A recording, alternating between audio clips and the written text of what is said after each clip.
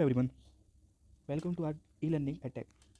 आज से हम मैकेनिक्स के इंजीनियरिंग मैकेनिक्स को पढ़ना स्टार्ट करते हैं। ठीक है, तो इधर ही आपको पूरा कंप्लीट मैकेनिक्स कराया जाएगा और इसके नोट्स जो भी पढ़ाया जाएगा वो प्रोवाइड किए जाएंगे। तो बिना टाइम वेस्ट किए हम शुरू करते हैं मैकेनिक्स को समझने के लिए। तो सबसे पहले हम ये समझते हैं कि मैकेनिक्स होती क्या है। फिर समझेंगे कि मैकेनिक्स पढ़ते क्यों हैं, मैकेनिक्स होती क्या है, मैकेनिक्स पढ़ते क्यों हैं। ठीक है, तो मैकेनिक्स एक ब्रांच है साइंस की, मतलब it's a branch of science. इसके अंदर हम फोर्सेस और उसके इफेक्ट के बारे में पढ़ेंगे। क्या क्या पढ़ते हैं? फोर्सेस और उसके इफेक्ट्स।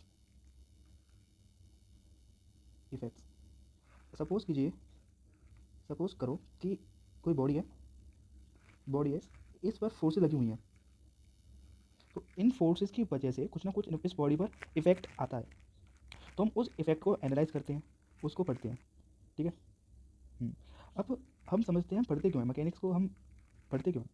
क्योंकि मैकेनिक अगर हम अपने एक्चुअली इंजीनियर होते हैं, जो बीटेक करने का इंजीनियर बनते हैं, उनका काम क्या होता है, जैसे कि हमको प्रैक्टिकल सॉल्व, मतलब जो हमारी डे टू डे प्रॉब्लम्स होती हैं, बेसिकली जो डे टू डे प्रॉब्लम्स होती हैं उनको ऑब्जर्व करके सॉल्व करना होता है। जो हम अपनी ऑब्जर्वेशन में अगर हम आसपास देखते हैं तो फोर्स बहुत फ्रिक्वेंटली पाई जाती है। हर बॉडी कुछ ना कुछ फोर्स महसूस करती है, तो उस फोर्स की वजह से उस बॉडी पर एक इफेक्ट आता है। तो हम क्या करते हैं, उस इफेक्ट के बारे में स्टडी करते हैं। ठीक है, सो अब इसकी समझते हैं। तो force mechanics it the branch of science in which we study the effect of forces acting on bodies. तो बॉडीज़ पर लगी हुई, मतलब जितनी फोर्सेस, मतलब कोई बॉडी है उस पर फोर्सेस लगी होंगी, उनके बारे में स्टडी करेंगे, उनके इफेक्ट के बारे में स्टडी करते हैं। ठीक है, दूसरा पॉइंट, अब बॉडी हमारी रेस्ट में भी हो सकती है और मोशन में भी हो सकती है। जिस बॉडी की स्टडी करने वाले, जिस बॉडी के ऊपर स्टडी करने वाले, एनालाइज करने वाले हैं, वो बॉडी हमारी रेस्ट में भी होती है, वो बॉडी मोशन में भी हो सकती है। सपोज़ कीजिए आप अगर अपने आसपास देखेंगे तो बहुत सारी बॉडी रेस्ट पर है ना। तो इसका मतलब क्या है, अगर आप इसका मतलब ये सोचते होंगे कि आप उस पर फोर्सेस है ही नहीं, पर ऐसा नहीं है।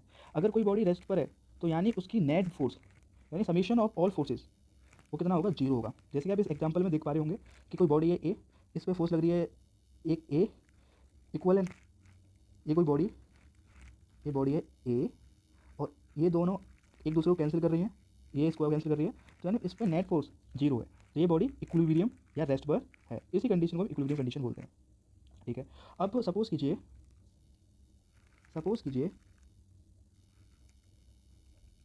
सॉरी फॉर दिस, सपोज कीजिए कि इस बॉडी पर अनबैलेंस फोर्सेस हैं। तो अनबैलेंस फोर्सेस की वजह से बॉडी मूव करती है। तो यानी जब हमारी बॉडी एसिकुलेटेड मोशन के साथ मूव करती है तो उसकी net force summation of all forces zero नहीं होता। ठीक है, और जबकि अगर बॉडी कोई रेस्ट में या इक्विलिब्रियम पे तो समीशन ऑफ ऑल फोर्सेस वो जीरो होता है। ठीक है, जैसे ही अब तक हम समझ में आ चुके हैं कि मैकेनिक्स होती क्या है, मैकेनिक्स के अंदर हम क्या पढ़ने वाले हैं, ये अब तक डिस्कस हो चुका है कि हम मैकेनिक्स के अंदर फोर्सेस और उसके इफेक्ट के बारे में सीखेंगे। ठीक है, तो कुछ हमारे बेसिक्स टर्म्स होते हैं जिनको फ्रिक्वेंटली यूज़ करते हैं मैकेनिक्स में। राइटिंग के लिए सॉरी थोड़ा सा। ठीक है, तो सबसे पहला हम समझते हैं मैटर। सबसे पहले हम समझते हैं मैटर को। तो मैटर क्या होता है? कोई भी एनीथिंग जिसके पास मास हो और एक्यूपाई स्पेस करे, यानी स्पेस को ऑक्यूपाई करे, स्पेस, उसे क्या बोलते हैं? मैटर बोलते हैं। यानी कोई भी चीज़ जिसके पास कोई ना कोई मास हो और जगह घेरे, यानी स्पेस को एक्यूपाई करे, उसे हम मैटर बोलते हैं। जैसे कि हमारे सामने आपके फ़ोन रखा है, फ़ोन है जो हम सेल फ़ोन है, जिसके पास मास है, जगह घेरता है। बुक्स मास है, स्पेस घेरती हैं। तो हर चीज़ हमारे जो आसपास हम देखते हैं वो सब मैटर है। ठीक है, सब मैटर है। बात करते हैं पार्टिकल्स की। और जो पार्टिकल्स होते क्या हैं समझते हैं। और पार्टिकल किसे कहते हैं? जिसके पास सिर्फ मास हो, ओनली मास हो, बट सिर्फ मास हो और डायमेंशन लेस हो, उसे क्या बोलते हैं पार्टिकल, डायमेंशन लेस। यानी पार्टिकल के पास सिर्फ मास होता है, उसके पास कोई भी डायमेंशन नहीं होती। अब उसके पास कोई डायमेंशन नहीं होती तो वो नेट तो फोर्सेस पर कोई अफेक्ट भी नहीं डालता। ठीक है, उसे बोलते हैं पार्टिकल्स। पार्टिकल्स के बाद हम समझते हैं बॉडी को। तीसरा टर्म आता है बॉडी। बॉडी बेसिकली बॉडी क्या होता है समझते हैं। बॉडी कोई क्लोज सरफेस है, कोई भी क्लोज सरफेस के अंदर मैटर है, इसमें क्या है, मैटर भरा हुआ है, वो बॉडी है। यानी कोई भी क्लोज सरफेस जिसके अंदर मैटर हो, बाउंड हो, मतलब मैटर बाउंड हो क्लोज सरफेस के अंदर, उसे बोलते हैं बॉडी। बॉडी हमारी दो टाइप की हम क्लासीफाई करते हैं।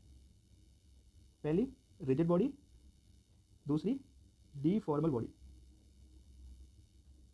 डीफॉर्मल बॉडी, रिजिड बॉडीज वो बॉडीज होती हैं जिनकी एटॉमिक डिस्टेंस, एटॉमिक डिस्टेंसेस, मान सपोज कीजिए कोई बॉडी है, मैंने फोर्स लगाई एफ, फोर्स लगाई एफ, तो फोर्स लगाने पर इसके एटॉमिक डिस्टेंस ना बदले उसे क्या बोलते हैं, रिजिड बॉडी। यानी शेप, यानी एक ऐसी बॉडी जो फोर्स लगाने पर उसकी शेप नहीं बदलती उसे क्या बोलते हैं, रिजिड बॉडी। शेप फिक्स होती है, फोर्स लगाने पर शेप बदलती नहीं है, यानी एटॉमिक डिस्टेंस बदलती नहीं है। अगर फोर्स लगाने पर अगर सपोज कीजिए कोई बॉडी में मैंने फोर्स लगाई और वो बॉडी अपनी एटॉमिक डिस्टेंस को बदल चुकी है, अपनी एटॉमिक डिस्टेंस बदल जाए, तो ऐसी बॉडीज़ को बोलते हैं डीफॉर्मल बॉडीज़। ठीक है, जैसे कि आपने रबड़ देखी होगी, जो हमारे जो रबड़्स होती हैं, जो भी तो उसमें फोर्स लगाते हैं तो उसकी शेप बगड़ जाती है, उसकी शेप चेंज हो जाती है, यानी उसकी एटॉमिक डिस्टेंस बदल जाती है। तो ऐसी बॉडीज़ को बोलते हैं डीफॉर्मल बॉडीज़। और जो उस बॉडी से फोर्स लगाने पर ना बदले उसकी एटॉमिक डिस्टेंस उसे बोलते हैं रिजिड बॉडी। बट लेकिन एक फैक्ट या मज़ेदार बात यह है कि हमारी प्रैक्टिकल लाइफ में रिजिड बॉडी पाई नहीं जाती। हाँ, हर बॉडी की एक लिमिट के बाद अगर मैं फोर्स लगाता हूँ वो अपनी शेप को बदलेगी। हर बॉडी एक, मतलब कोई भी बॉडी ले लीजिए आप, कोई भी, अगर आप उस एक मैक्सिमम फोर्स के बाद फोर्स लगाओगे तो उसकी एटॉमिक डिस्टेंस गारंटेड बदलती है। तो यानी ये हमारी प्रैक्टिकली एग्जिस्ट नहीं करती। ठीक है, ठीक है, अब समझते हैं। तो एक बेसिक और है, थोड़ा सा छोटा सा बेसिक कॉन्सेप्ट और है, वो है क्वांटिनम। एक प्रिंसिपल है, क्या कहता है समझते हैं। तो हमको मालूम है कि हर चीज़ जो आसपास, जिसके पास मास हो और स्पेस ऑक्युपाई करे, उसे बोलते हैं मैटर, है ना। ठीक है, हर चीज़ जो भी हमारे आसपास का मैटर है वो बने होते हैं बहुत सारे पार्टिकल्स से, बहुत छोटे पार्टिकल्स से बने होते हैं। तो इन पार्टिकल्स को इंडिविजुअल स्टडी करना बहुत कॉम्प्लेक्स है, बहुत डिफिकल्ट लगता है, मतलब डिफिकल्ट होता है कि एक साथ मतलब इन सभी पार्टिकल्स की स्टडी करना। ठीक है, हमको फोर्सेस की बात इफेक्ट पढ़ने, तो हर पार्टिकल में पढ़ना ये बहुत डिफिकल्ट होता है, डिफिकल्ट हो जाएगा हर पार्टिकल के बारे में स्टडी करूँ। तो उसके लिए एक प्रिंसिपल होता है कि वो कहती है कि अगर कोई बॉडी है, कोई क्लोज सरफेस है और उसमें मैटर मैटर है उसके अंदर, तो वो यूनिफॉर्मली डिस्ट्रीब्यूटेड होगा। अब यूनिफॉर्मली डिस्ट्रीब्यूटेड, इसका फ़ायदा क्या है, जब यूनिफॉर्मली डिस्ट्रीब्यूटेड होगा तो हमको इंडिविजुअल निकालने की ज़रूरत नहीं पड़ेगी। हम क्या करेंगे, एवरेज मेजर करेंगे और अपने एवरेज के बेसिस पर हम अपनी कैलकुलेशन को करेंगे, एनालाइज करेंगे, जिससे हमारी स्टडी आसान हो जाएगी। ठीक है, सो matter is any substance that has mass and occupy space is called matter. Example, your book, your table, your fan, your phone etcetera, जो भी आपके आसपास है सब हमारे मैटर है। ठीक है, particle has only mass but has no dimension, यानी पार्टिकल के पास सिर्फ मास होता है, उसकी डायमेंशन नहीं होती। तो डायमेंशन लेस होने की वजह से वो अपनी फोर्सेस पर कोई इफेक्ट नहीं डालता। मैट बॉडी, कोई भी क्लोज सरफेस के अंदर जो मैटर बाउंड होता है, the body is matter that is bounded by A close surface. कोई भी क्लोज सरफेस के अंदर जो मैटर बाउंड होता है, जो मैटर होता है उसे बोलते हैं body. It can be rigid as well as deformal bodies. Rigid bodies वे बॉडीज जिनमें फोर्स लगाने पर उनकी एटॉमिक डिस्टेंस ना बदले। डीफॉर्मल बॉडीज वे बॉडीज जिनकी फोर्स लगाने पर एटॉमिक डिस्टेंस बदल जाए। Continuum, the matter assume to be continuously distributed या uniformly distributed. Due to this average behaviour of body can be measured. जैसे हमें बताया कि मैटर बहुत सारे पार्टिकल से बना होता है, तो इंडिविजुअल पार्टिकल की स्टडी करना सीम्स टू डिफिकल्ट, बहुत मुश्किल हो जाता है, कॉम्प्लेक्स हो जाएगा पढ़ने के लिए।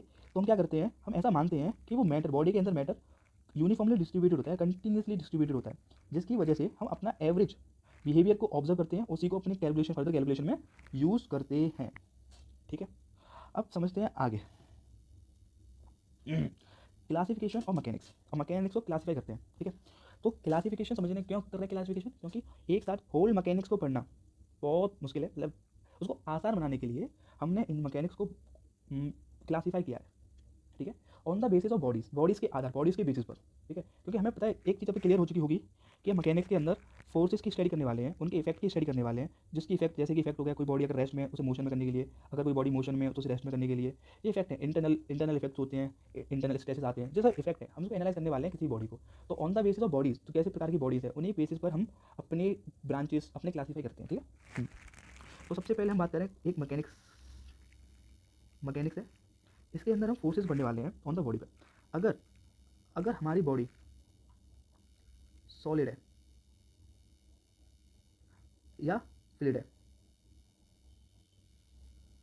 अगर बॉडी सॉलिड है जिस पे फोर्स लग रही है वो सॉलिड है। अगर आपको सॉलिड की डेफिनेशन, अगर सॉलिड को समझना हो तो हम कह सकते हैं कि एक ऐसी स्टेट होती है मैटर की जिसके पास डेफिनेट शेप होती है, यानी फिक्स शेप होती है, जैसे कि आपका फ़ोन, उसकी एक फिक्स शेप है। फ्लूइड मैटर की स्टेट होती है जिसकी फिक्स शेप नहीं होती। ठीक है, अगर हमारी बॉडी जिसकी हम स्टडी करने वाले हैं वो अगर हमारी सॉलिड है, और एक हमारी बॉडी जिसकी हम स्टडी करने वाले हैं वो फ्लूइड है।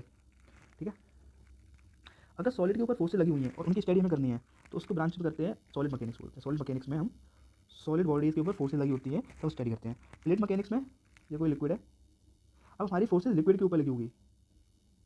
जब हमारी फोर्सेज लिक्विड के ऊपर लगी होती हैं तो हम स्टेज की स्टडी करते हैं मैकेनिक्स के अंदर, जिसका नाम है फ्लूइड मैकेनिक्स। फ्लूइड मैकेनिक्स अभी हमारा फोकस है सॉलिड मैकेनिक्स को डिस्कस करने का। ठीक है, तो अब सॉलिड मैकेनिक्स को फर्दर क्लासीफाई किया है दो भागों में, क्योंकि हमें मालूम है सॉलिड बॉडीज होती हैं, एक होती है रिजिड बॉडी जो कि हमने पहले ही पढ़ा, जस्ट अभी पढ़ चुके हैं कि एक बॉडी होती है रिजिड बॉडी और एक होती है अपनी डीफॉर्मेबल बॉडी।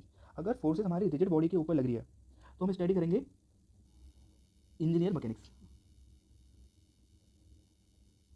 यानी कैसी बॉडी होंगी, रिजिड बॉडी।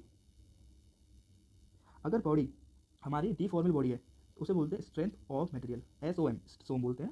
इसमें हमारी बॉडी डीफॉर्मल बॉडीज होती है, डीफॉर्मल बॉडीज होती है। ठीक है, अभी हम इंजीनियरिंग मैकेनिक्स को भी अब रिजिड हमारी जो फोर्सेज लगी हुई मतलब इंजीनियरिंग मैकेनिक्स में हम स्टडी करेंगे फोर्सेज की जो कि लगी होंगी रिजिड बॉडी पर। अब बॉडी उसकी स्टेट देखते हैं। अगर बॉडी रेस्ट पर है, अगर बॉडी रेस्ट में है और एक बॉडी मोशन में है, जब रेस्ट में होगी तो उस ब्रांच को बोलते हैं स्टैटिक्स। स्टैटिक्स अगर बॉडी हमारी रेस्ट पर होगी और उस पर फोर्सेज लगी होंगी उसकी स्टडी करेंगे। दूसरी आती है डायनामिक्स, जब बॉडी हमारी मोशन में होगी और उस पर फोर्सेज लगी होंगी उसकी स्टडी हम डायनामिक्स के अंदर करेंगे। ठीक है, ठीक है, तो जैसे कि हमने सीखा कि क्लासिफिकेशन ऑफ मैकेनिक्स हम किसके बेसिस पर करते हैं, नेचर ऑफ बॉडीज़ के बेसिस पर। तो अगर हमारी बॉडी फ्लूइड है तो इसको डिस्कस करेंगे फ्लूइड मैकेनिक्स के अंदर। अगर हमारी बॉडी सॉलिड है तो उसको डिस्कस करेंगे सॉलिड मैकेनिक्स के अंदर। अभी फर्दर हम सॉलिड मैकेनिक्स को क्लासीफाई करते हैं इंजीनियरिंग मैकेनिक्स में, और इंजीनियरिंग मैकेनिक्स में स्ट्रेंथ ऑफ मटेरियल में। अगर हमारी बॉडी रिजिड बॉडी है, यानी जब हमारी फोर्सेज रिजिड बॉडी पर लगी हुई है, रिजिड बॉडी ऐसी बॉडी जिसकी फोर्स लगाने पर उसकी एटॉमिक डिस्टेंस ना बदले, उसे बोलते हैं रिजिड बॉडी, तो लगी होंगी तो हम उसको उस ब्रांच को स्टडी करेंगे, ब्रांच में इंजीनियरिंग मैकेनिक्स में। और डीफॉर्मल बॉडीज़ पर फोर्सेज लगी होंगी तो हम उसको पढ़ते हैं स्ट्रेंथ ऑफ मटेरियल यानी सोम में। अब ये भी फर्दर हमें क्लासीफाई की है स्टैटिक्स एंड डायनामिक्स। स्टैटिक्स में हमारी बॉडी रेस्ट पे होगी और रेस्ट पे फोर्सेज लगी होंगी, उसको एनालाइज करेंगे, सीखेंगे तो स्टैटिक्स में। और डायनामिक्स में हमारी बॉडी मोशन कर रही होगी, मोशन करने के दौरान से फोर्सेज लगी होंगी तो उनकी स्टडी करते हैं हम डायनामिक्स में। ठीक है, फिर फर्दर इसको हम काइनेमेटिक्स और काइनेटिक्स को मैं फर्दर क्लासीफाई करते हैं। अगर हमारी बॉडी मोशन कर रही है, उसे फोर्सेज लगी हुई हैं, तो अगर मैं फोर्सेज को अपनी कैलकुलेशन में कंसीडर करता हूँ तो उसे करूँगा काइनेटिक्स। अगर मैं उसे कंसीडर नहीं करूँ, यानी फोर्सेज को कंसीडर ना करूँ कैलकुलेशन में, मैं ऐसा एज्यूम करूँ कि मोशन है विदाउट फोर्सेज हो रहा है, यानी विदाउट कंसीडर फोर्स को, मैं अपनी कैलकुलेशन में फोर्सेज को मैं कंसीडर नहीं करूँगा, तो उसे बोलो काइनेमेटिक्स। ठीक है, मैं बोला काइनेमेटिक्स। ठीक है, तो ये हमारे क्लासिफिकेशन ऑफ मैकेनिक्स हम ऐसे पढ़ने वाले हैं। तो फिलहाल हम क्या पढ़ेंगे, जो अब आने वाले 10 या 12 लेक्चरों में हम पूरी कंप्लीट कर रहे होंगे, स्टैटिक्स। ठीक है, फिर डायनामिक्स, फिर उसके बाद स्ट्रेंथ ऑफ मटेरियल, फिर फ्लूइड मैकेनिक्स। ठीक है, ओके। तो अब कुछ लॉस होते हैं मैकेनिक्स के, यानी हम कह सकते हैं कि पूरी मैकेनिक्स इन नियमों में, लॉस ऑफ मैकेनिक्स पर बेस्ड है। अगर हम इनको इन दूसरे वर्डों में, अदर वर्ड में बोलें कि एक तरह बेसिक फंडामेंटल पिलर्स हैं, पिलर्स ऑफ मैकेनिक्स के। तो बहुत सिंपल लॉज हैं पर लेकिन बहुत यूज़ होते हैं। सबसे पहले आता है लॉस ऑफ मोशन, दूसरा है ग्रेविटेशनल लॉ ऑफ अट्रैक्शन, तीसरा है लॉस ऑफ फोर्सेस। मुझे एक एक करके इनको हम डिस्कस करते हैं। तो पहला हम डिस्कस करते हैं लॉस ऑफ मोशन को। ठीक है, सो लॉस ऑफ मोशन क्या होते हैं उसमें डिस्कस करते हैं। Loss of motion, loss of motion,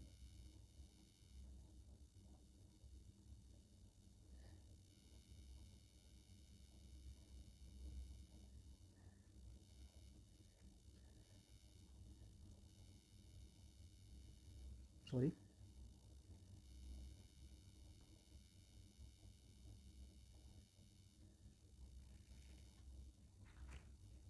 sorry. ठीक है, तो सबसे पहले हम लॉ मैकेनिक्स फर्स्ट लॉ समझते हैं। फर्स्ट लॉ, अब समझते हैं कि मोशन को डिस्क्राइब करने के लिए जो नियम्स को, लॉज की आवश्यकता, लॉज होते हैं उन्हें बोलते हैं लॉ मोशन। ये बेसिकली न्यूटन के लॉ हैं जो कि हम पहले ही पढ़ चुके हैं इन 11th-12th क्लास में। ठीक है, तो हम एक बार को रिकैप और जो बेसिक पॉइंट है जो हमें अपनी मैकेनिक्स में जरूरत पड़ेगी उनको रिवाइज करते हैं, उनको सीखते हैं, एक अंडरस्टैंड करते हैं। ठीक है, ओके। तो पहला फर्स्ट लॉ कहता है कि अगर कोई बॉडी, अगर इफ़ एनी बॉडी या रेस्ट में है या मोशन में है, या रेस्ट में है या मोशन में है, तो वो अपने स्टेट को बदलेगी नहीं जब तक उस पर फोर्स ना लगे। यानी अगर कोई बॉडी रेस्ट में है तो वो रेस्ट में ही रहेगी जब तक मैं उस पर एक्सटर्नल फोर्स ना लगाऊं। अगर कोई बॉडी मोशन में है, अगर कोई बॉडी मोशन में है तो वो मोशन में ही रहेगी जब तक मैं फोर्स ना लगाऊं। ठीक है, जैसे कि अगर आपका टेबल पर आपकी बुक रखी हुई है तो वो रखी रहे रेस्ट में रहेगी जब तक आप उस पर फोर्स ना लगाएं। ठीक है, अगर आपने किसी, अगर अज्यूम कीजिए कि फ्रिक्शन लेस सरफेस है और आपने फोर्स लगाई, फोर्स लगाकर किसी कुछ फेंका यानी बॉल फेंकी, तो वो बॉल मोशन में रहेगी जब तक उसमें कोई एक्सटर्नल फोर्स ना लगे। ठीक है, तो इस लॉ को हम law of inertia, law of inertia inertia भी कहते हैं। इनर्शिया एक प्रॉपर्टी होती है बॉडी की जिसकी वजह से या जिसके रीजन से रेजिस्ट करती है अपनी स्टेट को बदलने से। यानी इनर्शिया एक इंटरस्टिंग प्रॉपर्टी होती है मटेरियल की जो कि अपनी स्टेट को बदलने से रेजिस्ट कर रोक, मतलब स्टेट को बदलने से रोकती है। अगर कोई बॉडी रेस्ट में है तो वो रेस्ट में रहना चाहिए, मतलब रेस्ट में रहना चाहेगी। अगर कोई बॉडी मोशन में है तो मोशन में रहना चाहेगी। ये प्रॉपर्टी करने में उसकी मदद करती है। ठीक है, अब ये सबको पता है, सब पढ़ चुके हैं, पर अब इसके कुछ पॉइंट्स हैं जो जिसको हम अपनी मैकेनिक्स में फ्रिक्वेंटली यूज़ करेंगे। जैसे कि अगर कोई बॉडी हमारी रेस्ट में है, यानी उसके पास अगर कोई बॉडी रेस्ट में है या यूनिफॉर्म मोशन में है, अगर कोई बॉडी रेस्ट में है या यूनिफॉर्म मोशन में है तो net force summation of all forces क्या होगा, जीरो होगा। यही कंडीशन होती है इक्विलिब्रियम की कंडीशन, इक्विलिब्रियम की कंडीशन।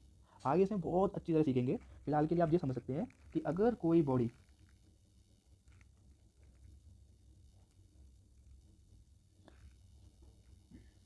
इसे बोलते हैं इक्विलिब्रियम कंडीशन। अगर कोई बॉडी रेस्ट में है तो वो रेस्ट में रहना चाहिए, अगर कोई बॉडी मोशन में है वो मोशन में रहना चाहिए। इस प्रॉपर्टी को, इस लॉ को हम लॉ ऑफ इनर्शिया भी बोलते हैं। तो तीसरी बात, अगर कोई बॉडी रेस्ट में है या यूनिफॉर्म मोशन में है तो उसका summation of all forces, external forces कितना होगा, जीरो होगा। ठीक है, अब समझते हैं सेकंड लॉ। अब सेकंड लॉ को समझते हैं। ठीक है, सेकंड लॉ क्या कहता है वो समझते हैं। अब सपोज कीजिए कि कोई एम मास का ब्लॉक है, मैंने एक्सटर्नल फोर्स लगाई एफ, एक्सटर्नल फोर्स लगाई एफ, तो ये फोर्स डायरेक्टली प्रोपोर्शनल होगी सेकंड लॉ के according rate of, directly proportional होगी rate of change of momentum D by D T. ठीक है, जैसे कि हमको मालूम है पी क्या होता है, एम पी। अगर एम कांस्टेंट तो हम प्रोपोर्शनली साइन को उठाते हैं, एक प्रोपोर्शनली कांस्टेंट आएगा जो कि न्यूटन सर ने उसको माना था एक, जो कि एक के बराबर होता है। तो आपकी फोर्स हो जाती है D P by D T. ठीक है, अगर अगर मैं पी की वैल्यू, हमको पता है पी की वैल्यू फॉर दिस, पी की वैल्यू हमको पता है एम बी होता है mass into velocity. If mass constant है, इफ मास कांस्टेंट होता है, अगर मास कांस्टेंट है तो मास बाहर आ जाएगा, तो M D V by D T, D V by D V basically क्या है, एक्सीलरेशन। तो force equals to M A. ये आपकी इक्वेशन है, सेकंड लॉ की फाइनल इक्वेशन निकलती है। कब कब एप्लीकेबल है, जब आपका दूसरी कंट्री, आपका कब एप्लीकेबल है, जब आपका मास कांस्टेंट हो। ठीक है, मास कांस्टेंट हो। तो क्या है कि हमने समझा कि अगर कोई बॉडी मास, जिसका मास एम है और मैं एक्सटर्नल फोर्स लगाता हूँ एफ, तो उस बॉडी पर एक एक्सीलरेशन आएगा उसी डायरेक्शन में जो कि ए होगा और जिसका मैग्नीट्यूड निकलेगा एफ अपॉन एम से। ठीक है, अगर मास हमारा कांस्टेंट होता है तब। ठीक, अब बढ़ते हैं थर्ड लॉ।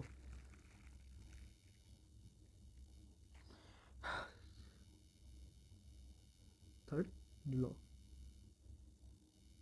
थर्ड लॉ क्या कहता है, कोई भी फोर्स है, कोई भी फोर्स है, वो कोई भी फोर्स वो हमेशा पी एन में पाई जाएगी, ऑलवेज पी एन में पाई जाएगी। सपोज कीजिए कोई फोर्स है, किसी ने, अगर मैं इसका मतलब क्या है कि कोई भी दुनिया की कोई फोर्स हो वो हमेशा पी एन में पाई जाएगी। अच्छा, पी एन में पाई जाएगी यानी दो फोर्सेस होंगी, उन दोनों फोर्सेस का मैग्नीट्यूड सेम होगा और डायरेक्शन अपोजिट होगी, अपोजिट होगी। अगर मैं इसको प्रैक्टिकली समझने की कोशिश करें कि हम आप समझ सकते हैं, अगर आप किसी की गाल पर चांटा मारते हैं तो जो फोर्स आपके हाथ ने उसके गाल पे लगाई है, तो similar same force opposite direction में आपका गाल, उसका गाल आपके हाथ पे लगाएगा। तो यही एक थर्ड लॉ होता है, इसे हम थर्ड लॉ बोलते हैं। ठीक है, मुझे लगता है कि आप तक, मतलब आप समझ रहे होंगे जो मैंने समझाया। अब हम इसको थोड़ा सा नोट्स के थ्रू समझ लेते हैं। तो कहता है कि a body in motion remain in motion. अगर कोई बॉडी मोशन में है वो मोशन में रहना अच्छा लगेगा, या a body at rest remains at rest. अगर बॉडी अगर रेस्ट में है तो रेस्ट में रहना रहेगी, unless acted upon by force, जब तक उस पर आप अपनी एक एक्सटर्नल फोर्स ना लगाएं। ठीक है, दूसरा लॉ क्या कहता है, अगर कोई बॉडी जिसका मास एम है, अगर कोई बॉडी इसका मास एम है, मैं एक्सटर्नल फोर्स लगाता हूँ, अगर मास कांस्टेंट है तो एक ऐसी रिलेशन आएगा जिसकी वैल्यू F/m होगी। ठीक है। थर्ड लॉ क्या कहता है कि अगर कोई भी फोर्स है, कोई भी फोर्स हो, यानी कोई भी every force, for every action every force there is an equal and opposite action, उसमें इक्वल और अपोजिट मतलब इक्वल और अपोजिट एक्शन होते हैं। फॉर एग्जांपल कि एक गाड़ी ने इस पर फोर्स लगाई F1, तो ये गाड़ी भी इस पर फोर्स लगेगा F1, लेकिन साइन अपोजिट उल्टी डायरेक्शन में, सेम डायरेक्शन नहीं होगी, अपोजिट डायरेक्शन होगी। ये न्यूटन के तीनों लॉ। आशा करता हूँ तीनों लॉ आपको समझ में आए होंगे। अब हम एक न्यूटन अब समझते हैं लॉ ऑफ ग्रेविटेशन को। सपोज कीजिए एक बॉडी ए है,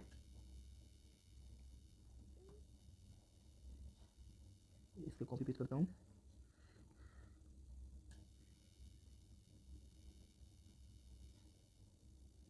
छोड़ो यार,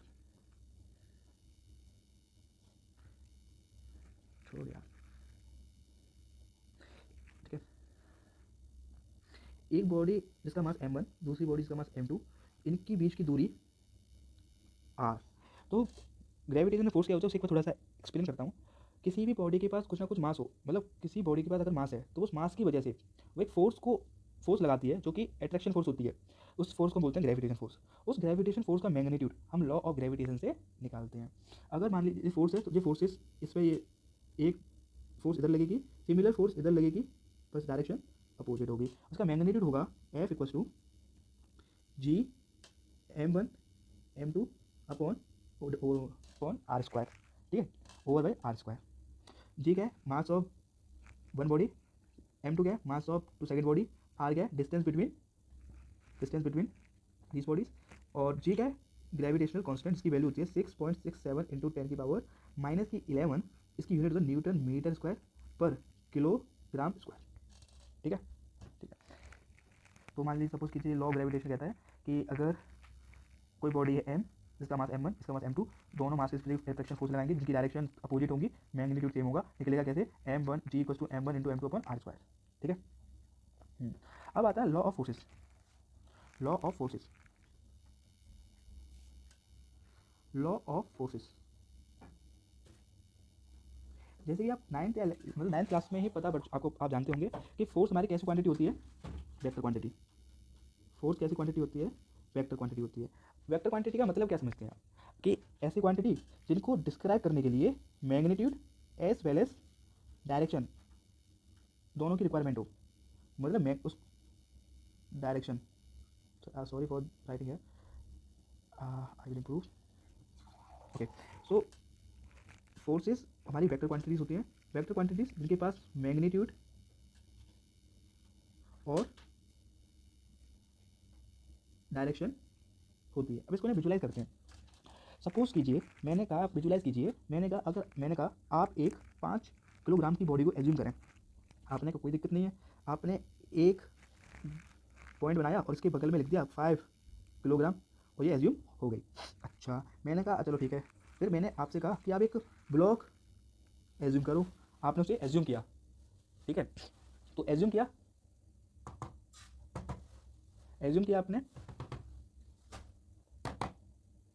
आपने एज्यूम किया, कोई बॉडी में मास एज्यूम किया, ठीक है। और फिर ठीक है, मैंने एज्यूम किया आपने, और मैंने कहा कि आप 5 किलो न्यूटन या 5 न्यूटन फोर्स एज्यूम करो, मतलब उस ब्लॉक पे लगी हुई है। तो आप मुझसे क्वेश्चन करोगे कि किस डायरेक्शन में, तो फोर्स 5 किलो न्यूटन इधर होगी, इधर होगी, इधर होगी, इधर होगी, यानी मैं फोर्स को सिर्फ मैग्नीट्यूड से डिस्क्राइब या विजुलाइज नहीं कर सकता, मुझे उसकी डायरेक्शन पता होनी चाहिए, यानी डायरेक्शन भी मुझे आवश्यकता पड़ेगी। तो इसलिए ऐसी क्वांटिटीज जिन्हें magnitude as well as direction की जरूरत पड़े उन्हें बोलते हैं वेक्टर क्वांटिटीज। ठीक है, वेक्टर क्वांटिटीज होती हैं जिनको हम डायरेक्टली एलजेब्रा को फॉलो, एलजेब्रा जो हमने मैथमेटिक्स में होता है उसे डायरेक्टली फॉलो नहीं कर सकते, तो उसके लिए हम नया मतलब वेक्टर एलजेब्रा को हम यूज़ करते हैं। तो उसकी हम एडिशन अलग वे से करते हैं। आप टेंशन ना लें, क्योंकि हम अपने इस सीरीज में हम पूरे मैकेनिक्स के दौरान हम वेक्टर को डिस्कस करेंगे फ्रॉम जीरो से एडवांस लेवल तक।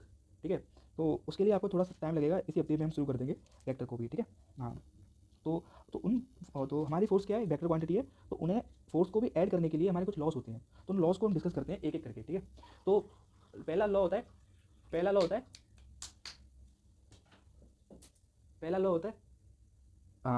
लॉ। पहला लॉ है triangle law, sorry for this. सबसे पहले हम लॉस पढ़ते हैं, तो हम 3 लॉ डिस्कस करेंगे। सपोज कि एक पैरेललोग्राम लॉ, दूसरा ट्रायंगल लॉ, तीसरा पॉलीगॉन लॉ। पॉलीगॉन लॉ, पहले हम पैरेललोग्राम लॉ को समझते हैं, ठीक है। तो ये पैरेललोग्राम लॉ, ये ट्रायंगल लॉ और ये आपका पॉलीगॉन लॉ। जब कोई सी बॉडी पर जब दो फोर्सेज लगती हैं, तो सिर्फ दो फोर्सेज होंगी, तो हम पैरेललोग्राम और ट्रायंगल लॉ से इसे सॉल्व करेंगे। अगर दो से ज़्यादा फोर्सेज होंगी तो हम पॉलीगॉन लॉ को यूज़ करेंगे, पहली बात। दूसरी बात, कैसे यूज़ करना है वो समझते हैं। अगर हमारी किसी बॉडी पर दो फोर्सेज लगी हुई हैं, सपोज कीजिए कोई बॉडी है, इस पर मैंने दो फोर्सेज लगाई ए और एक फोर्स लगाई बी, एक फोर्स लगा दी बी, तो इसको अगर मैं अरेंज करूँ टेल टू टेल, ये हो गया ए बी, पैरेललोग्राम की साइड्स में टेल टू टेल कनेक्ट करता हूँ, जो डायगोनल होगी वो बेसिकली इन दोनों का समीशन होगा। जो आर होगा वो ए प्लस बी के इक्वल होगा, और इसकी डायरेक्शन इन डायरेक्शन को सेम, इन ए और बी की डायरेक्शन की सेम होगी। अच्छा, अगर मैं वेक्टर को ट्रायंगल में हेड, एक वेक्टर का हेड दूसरे वेक्टर के टेल में कनेक्ट करता हूँ, ए वेक्टर ए है, ए वेक्टर बी है, बी की टेल में ए के हेड को कनेक्ट करूँगा, जो थर्ड साइड होगी वो इन दोनों के समीशन को रिप्रेजेंट करेगी, लेकिन डायरेक्शन ध्यान रखना, डायरेक्शन इसके अपोजिट होगी, ठीक है। तो ये आर बी ए प्लस बी को रिप्रेजेंट इक्वल होगी और उसकी डायरेक्शन इसके अपोजिट होगी। अब आता है पॉलीगॉन लॉ। तो पॉलीगॉन लॉ जब अप्लाई करते हैं, जब दो या दो से ज़्यादा तीन या तीन से ज़्यादा फोर्सेस हों, तो मान लीजिए मेरे पास चार फोर्सेस हैं A B C D, suppose कीजिए हमारे पास चार फोर्सेस हैं ए बी सी डी, तो हमको क्या करना है, इसे पॉलीगॉन लॉ का दूसरा नाम होता है एक्सटेंशन ऑफ ट्रायंगल लॉ। यानी जब ट्रायंगल लॉ की तरह ही इसमें हमें क्या करना है, एक की हेड दूसरी की टेल, एक की हेड दूसरी की टेल, एक की हेड दूसरी टेल, ये vector A, vector B, vector C, ये वेक्टर डी, ठीक है। Sorry for this.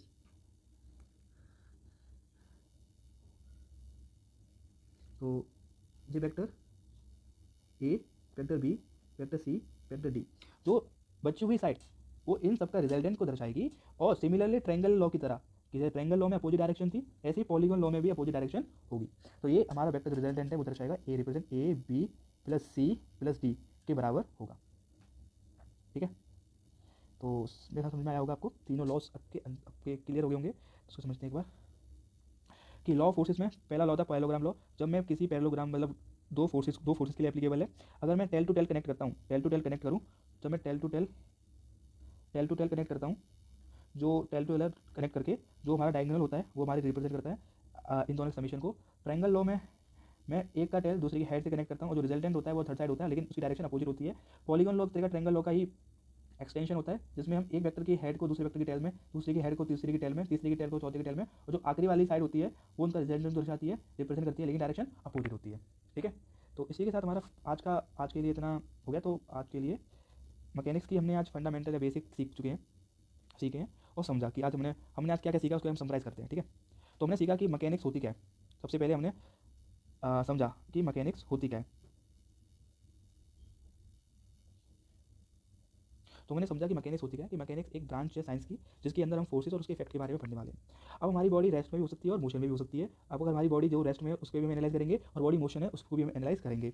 अब फिर हमने बेसिक टर्म्स पढ़े। पहले हमने मैटर पढ़ा, जिसके पास मास हो और जगह एक्यूपाई करे उसे बोलते हैं मैटर। फिर हमने पार्टिकल सीखा, जिसके पास सिर्फ मास होता है और डायमेंशन लेस होती है। फिर हमने बॉडी समझा, अगर कोई क्लोज सर्फेस है उसके अंदर जितना भी मैटर बाउंड होता है उसे क्या बोलते हैं, बॉडी बोलते हैं। बॉडी हमारी रिजिड भी हो सकती है और डिफॉर्मल बॉडीज भी हो सकती है। अगर रिजिड है तो उसमें एटॉमिक डिस्टेंस फोर्स लगाने पर नहीं बदलेंगी, जबकि डिफॉर्मल बॉडीज में फोर्स लगाने पर उसकी एटॉमिक डिस्टेंस बदल जाती है।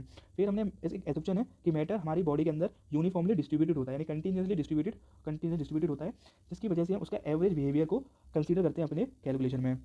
फिर हम बात करते हैं मैकेनिक्स की क्लासिफिकेशन की। हमने mechanical classification on the nature of bodies को देखा। अगर हमारी बॉडी फ्लूइड है तो उसे फ्लूइड मैकेनिक्स के अंदर पढ़ेंगे, अगर हमारी बॉडी सॉलिड है तो उसे सॉलिड मैकेनिक्स के अंदर पढ़ते हैं। अब सॉलिड में भी हमारी बॉडी दो टाइप की होती है, अगर रिजिड बॉडी है और एक है डिफॉर्मल बॉडी। अगर रिजिड बॉडी है तो उसकी स्टडी हम सॉलिड मैकेनिक्स में करते हैं, अगर हमारी डिफॉर्मल बॉडीज है इंजीनियरिंग मैकेनिक्स में करते हैं, अगर हमारी डिफॉर्मल बॉडी है तो हम स्ट्रेंथ ऑफ मैटेरियल करते हैं। फिर हमारे रिजिड बॉडी को हम दो टाइप में डिस्ट्रीब्यूट करते हैं, स्टैटिक्स और डायनेमिक्स। स्टैटिक्स में हमारी बॉडी रेस्ट पे होती है और डायनेमिक में हमारी बॉडी मोशन में होती है। फिर दूसरी दोनों टाइप होते हैं काइनेमेटिक्स और काइनेटिक्स। काइनेमेटिक्स में हम बॉडी को मोशन पढ़ते हैं, लेकिन उसके फोर्सेस को कैलकुलेशन में कंसीडर नहीं करते, जो काइनेटिक्स में हम उसकी फोर्स को कंसीडर करते हैं। फिर हमने लॉस पढ़े। लॉस में भी फंडामेंटल है, बेसिक है, जो कि मैकेनिक्स का बेस तैयार करता है, बहुत इंपॉर्टेंट है। तो हमने न्यूटन के 3 लॉ पढ़े। पहला लॉ कहता है कि अगर कोई बॉडी रेस्ट में है वो रेस्ट में रहेगी, अगर कोई बॉडी मोशन में है वो मोशन में रहेगी, जब तक मैं उस पर एक्शन फोर्स ना लगाऊं। अगर दूसरा फोर्स कहता है अगर कोई बॉडी जिसका मास m है उसे फोर्स लगाऊंगा F, तो उस पर एक्सीलरेशन आएगा और बेसिकली उसी डायरेक्शन में होगा जो कि फोर्स की है, उसका मैग्नीट्यूड होगा F/m। ठीक है। थर्ड लॉ कहते हैं कि हर बॉडी एक पेयर में पाई जाती है और उनके पास मैग्नीट्यूड सेम होता है, डायरेक्शन अपोजिट होती है। फिर ग्रेविटेशन लॉ कहता है कि कोई बॉडी में एम मास m2 बीच की दूरी r है, तो हम फोर्स का मैग्नीट्यूड जी m1 into m2 into r square से हम निकाल सकते हैं। फिर आते हैं अपने लॉ ऑफ फोर्सेज। अगर हमारे 3 लॉस होते हैं, पहला हमारा पैरेललोग्राम लॉ, फिर ट्रायंगल लॉ और पॉलीगन लॉ। पैरेललोग्राम लॉ में जब हम टेल टू टेल कनेक्ट करते हैं और डायगोनल हमारी रिजल्टेंट होता है, और ट्रायंगल लॉ में हेड टू टेल कनेक्ट करते हैं तो रिमेनिंग साइड हमारी रिप्रेजेंट करता है हमारी रिजल्टेंट को अपोजिट डायरेक्शन में। पॉलीगन लॉ एक तरह से एक्सटेंशन है ट्रायंगल लॉ का, जो कि हेड टू टेल कनेक्ट करते हैं एक दूसरे वेक्टर को, जो रिमेनिंग साइड होती है वो रिजल्टेंट को रिप्रेजेंट करती है, डायरेक्शन की अपोजिट होती है। ठीक है। अब आज के लिए इस पे हमने फंडामेंटल अपना कंप्लीट कर लिया मैकेनिक्स में। ठीक है। आशा करता हूँ कि आपको मज़ा आया होगा, आपको सीखने को मिला होगा। अगर आपको लेक्चर अच्छा लगा हो, जो मैंने सिखाया आपने समझा हो, तो इस चैनल को सब्सक्राइब करें, इस वीडियो को लाइक करें और नोटिफिकेशन दबा दें, क्योंकि इस हम कंप्लीट मैकेनिक्स कर रहे होंगे आपकी, मतलब मैकेनिक्स को हम सीखेंगे, अच्छी तरह सीखेंगे, जिसको हम अप्लाई करना भी सीखेंगे, प्रैक्टिकल न्यूमेरिकल सब कराया जाएगा, इंजीनियरिंग के कोर्सेज भी आएंगे। ठीक है। तो उसके लिए इस चैनल को सब्सक्राइब करें, हमसे जुड़ें, आपके चैनल है। थैंक्स फॉर सुनने के लिए, थैंक्स फॉर वॉचिंग, और धन्यवाद आपका सबका। तो और अगले लेक्चर में हम डिस्कस करेंगे फोर्स सिस्टम के बारे में, तो उसके लिए हमें नोटिफिकेशन को जरूर ऑन करें। ठीक है।